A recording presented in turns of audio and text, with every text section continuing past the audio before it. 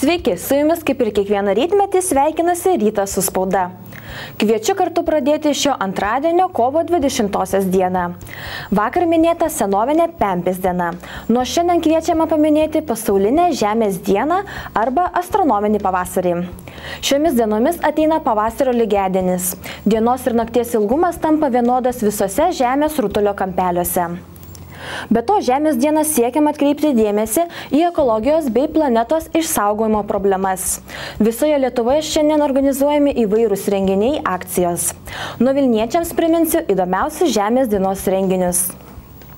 12 val. Nepriklausomybės aikštėje bus pakeltos Žemės vėliavos, o Kalnų parko Dainų slėnyje vyks tradicinė šventė.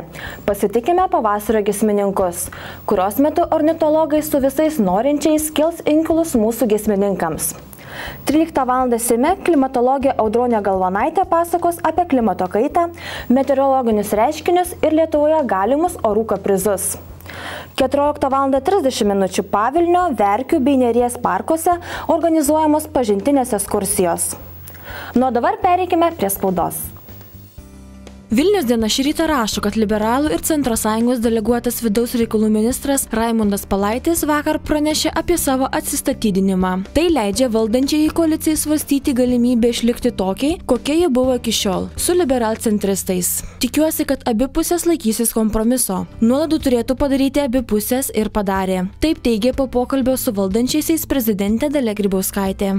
Vyriausybė Seimui pateikė įstatymo projektą dėl Kroatijos priėmimo į Europos Sąjungą. Kad Kroatija taptų tikrąja bendrijos nare, tai liko formalumas. Reikia, kad 27 bendrijos narės ratifikuotų Europos Sąjungos ir Kroatijos sutartį dėl pastarosios įstojimo į minėtą bloką. Lietuva tiesia Kroatijai kelią į Europos Sąjungą. Apie tai plačiau skaitykite Respublikoje. Nekilnojamo turto plėtros bendrovė Haner pradėjo statyti butus su rekuperacinėmis vėdinimo sistemomis. Rekuperacinis vėdinimo įrenginys turi 2 ventiliatorius. Vienas siurbia orą iš lauko, kitas iš patalpos. Apie Vilniaus Bajorų kalvų gyvenvietėje įdiegtą naujovę skaitykite Verslo žiniose.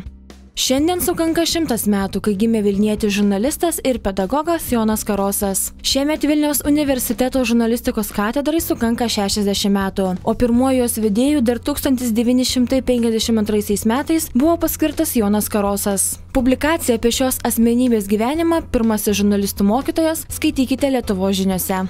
Apie Čikagoje gyvenantį dailininką Arvydą Slapšį šiandien skaitykite Vilniaus dienoje. Išvykęs ir apsigyvenęs kitapus Atlanto ir piešimo mokęsis pas Čikagos dailininką Fotijos Zemenidesą, menininkas į tėvynę sugrįžo jau kaip dailininkas.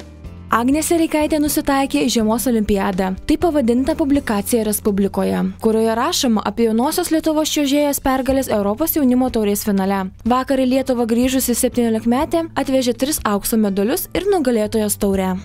Dienraštis Lietuvos rytas šiandien rašo, jog sostinės krepšinio klubo Lietuvos rytas šiandien laukia itin svarbus mačas su Donecko klubu iš Ukrainos. Europos taurės turnyro ketvirtfinalyje Lietuvos rytas patirs, ką reiškia 2 rungtynių sudarytos atkrintamosios varžybos. Šias rungtynes vilniečiai turės žaisti tik su vienu vidurio puolėju – Jonu Valančiūnu. Tiek šį rytą spaudos puslapių. Ačiū Jums už dėmesį ir iki pasimatymo rytoj.